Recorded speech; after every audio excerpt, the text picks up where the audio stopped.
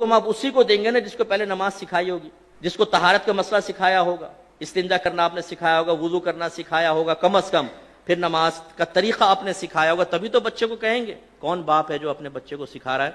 اور پھر وہ نبی جو رحمت للعالمین ہے وہ فرما رہے ہیں جب بچہ 10 برس کا ہو جائے تو مار کر نماز پڑھاؤ۔ اعلی حضرت امام علیہ سنت فرماتے ہیں کہ مار کر نماز پڑھاؤ، سرکار نے حکم فرمایا، یہ اس لیے نہیں تھا کہ وہ نماز ہے بلکہ اس لیے کہ وہ فرض ہے۔ اس لیے نہیں کہ نماز ہے، اس لیے کہ فرض ہے۔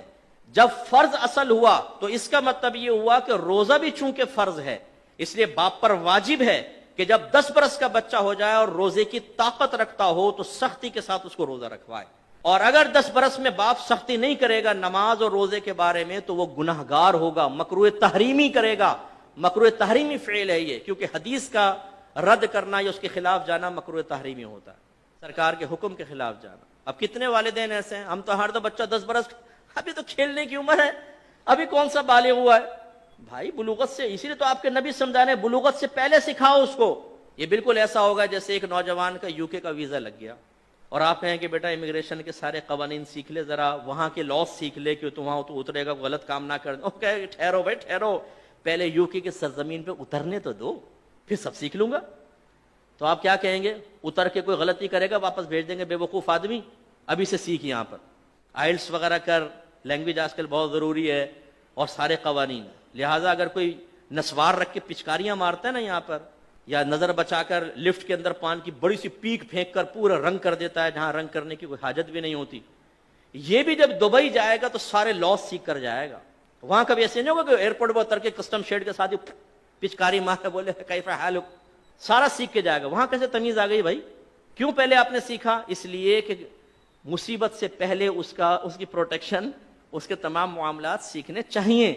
یہ ہمارا مذہب کہہ رہا ہے۔ غفلت کا عالم یہ ہے کہ بچہ، بڑا افسوس ہوتا ہے کہ سرکار تو 10 برس کے بچے کو کہتے ہیں سختی کرو، ہمارا یہاں پر 27 سال کا نوجوان فجر کی نماز میں پڑا سو رہا ہوتا ہے اور باپ کی تیوری میں بل نہیں آتا۔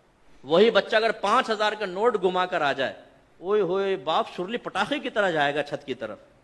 5000 کا نوٹ گما کر آ گیا، دونوں دن 2-4 تماچے مارے گا، چائے لائیں گے تو چائے کو لات مار دے گا، لے جاؤ نہیں کھانے کو دل چاہ رہا۔ 5000 کا نوٹ، وہ کمبخت جا کر دیکھ کہیں پڑا ہوگا، بیٹے کو 10 دفعہ دوڑائے گا، بڑا بے چین پریشان۔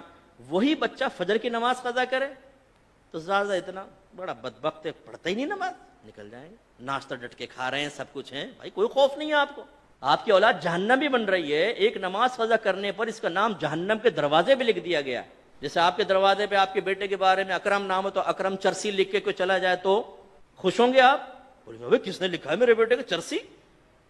حالانکہ بیٹا ہو بھی نہیں، لیکن چرسی لکھنا ہی آپ کے لیے بڑی تکلیف کی بات ہے۔ اور آپ کے نبی فرما رہے ہیں جس نے نماز جان بوجھ کر قضا کی اس کا نام جہنم کے دروازے پر لکھ دیا جاتا ہے، لیکن باپ نہیں پھڑکے گا۔ چرسی پہ پھڑک گیا، وہاں جہنمیوں میں نام لکھا گیا، اولاد کو کوئی پرواہ نہیں ہے۔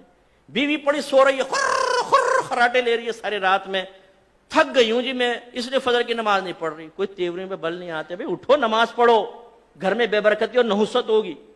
تو معذرت کے ساتھ کتنے ہم میں ایسے بیٹھے ہوں گے کہ جنہوں نے کئی مہینے سے فجر کی نماز نہیں پڑھی؟ کتنے ایسے بیٹھے ہوں گے جن کے کئی سال تک گھر میں قرآن نہیں کھلا ہے یا اس نے خود نہیں کھولا ہے؟ فرصت ہی نہیں۔ سیکھیے خدا را، اصلاح کیجئے، احکام شرعیہ عملیہ سیکھیے، اپنے بچوں کو سکھائیے۔